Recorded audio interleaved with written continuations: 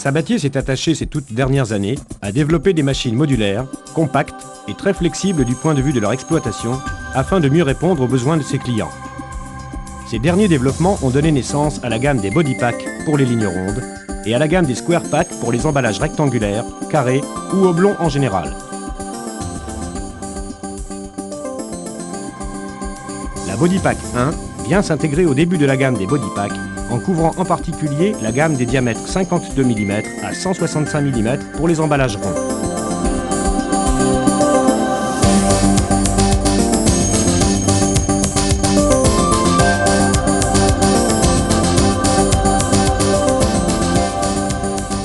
La conception modulaire de la Body Pack 1 autorise l'intégration des opérations suivantes.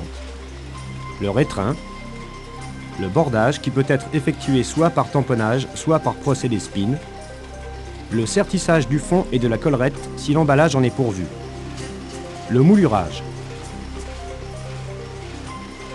La modularité de la Body Pack 1 résulte de sa conception électromécanique dans laquelle toutes les opérations sont parfaitement indépendantes les unes des autres. Ceci est rendu possible grâce à l'utilisation des technologies les plus innovantes en termes d'électronique et d'automatisme. Tous les axes électriques de la machine sont synchronisés par rapport à un axe maître.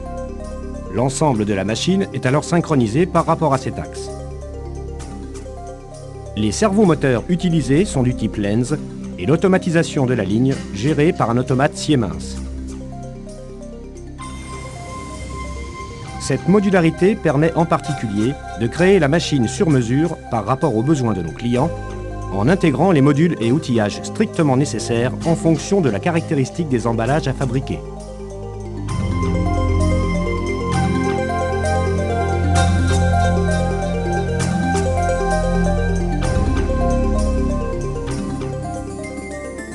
L'emballage est transporté en position verticale. Les différentes opérations telles que le bordage et le sertissage le sont également. L'emballage restant fixe et l'outil tournant.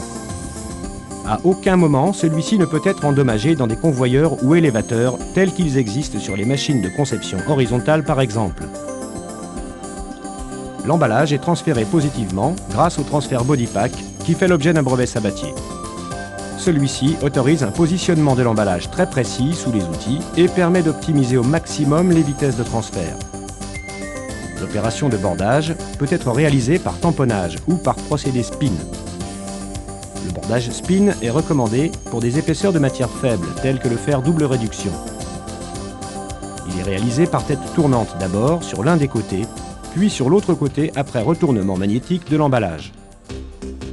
Le bordage par tamponnage est lui réalisé en une seule fois sur les deux côtés de l'emballage grâce à deux bagues de tamponnage dont l'une est fixe en partie supérieure et l'autre mobile avec la montée table. L'opération de sertissage est réalisée par une tête de sertissage équipée de 2 molettes de première passe et 2 molettes de deuxième passe. Les fonds sont tout d'abord alimentés à partir d'un magasin et distribués sur l'extrémité de l'emballage préalablement bordé, positionné par le transfert sous la tête de sertie. Le corps est ensuite plaqué par la montée table contre le fond et le mandrin de la tête de sertissage. L'opération de sertissage peut alors être réalisée. Le principe reste le même, bien entendu, si une collerette doit être sertie. Plusieurs sécurités existent si le fond n'est pas distribué ou si un défaut d'éjection apparaît en fin de sertissage. Le retourneur est magnétique à aimant permanent. Il retourne l'emballage sur 180 degrés et peut être ajusté en hauteur automatiquement si la gamme des hauteurs d'emballage à fabriquer l'exige. Le changement de hauteur peut en effet se réaliser en quelques secondes par bouton poussoir, puisque les caissons renfermant les outils sont mobiles sur des glissières grâce à une vis sans fin motorisée. La gamme des différentes hauteurs à fabriquer peut aussi être enregistrée au niveau du pupitre et le changement de hauteur peut être automatisé en option. L'opérateur doit dans ce cas sélectionner le numéro de l'emballage à fabriquer sur le pupitre. Le changement de hauteur ainsi que la sélection des axes nécessaires à la réalisation des opérations requises est alors fait automatiquement. Cette conception donne la possibilité d'utiliser des opérateurs peu qualifiés qui n'auront pas à démonter ou ajuster sans cesse les outillages lors des changements de hauteur, comme c'est le cas sur les machines horizontales par exemple, qui requiert plusieurs dizaines de minutes pour un simple changement de hauteur.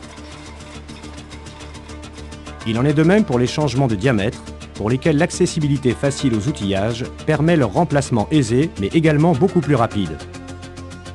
La maintenance, également réduite, est facilitée par la bonne accessibilité de la BodyPack 1. Ces aspects ont bien entendu une répercussion directe sur le taux de productivité de la ligne dans son ensemble et donc sur le coût de production des emballages qui est réduit.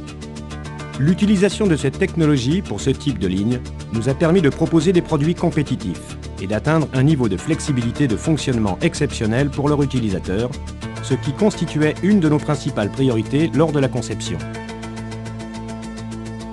La BodyPack 1 est particulièrement compacte puisque sa longueur est de 1,60 m dans sa version de base et ne dépasse pas les 3 mètres si elle est équipée d'options.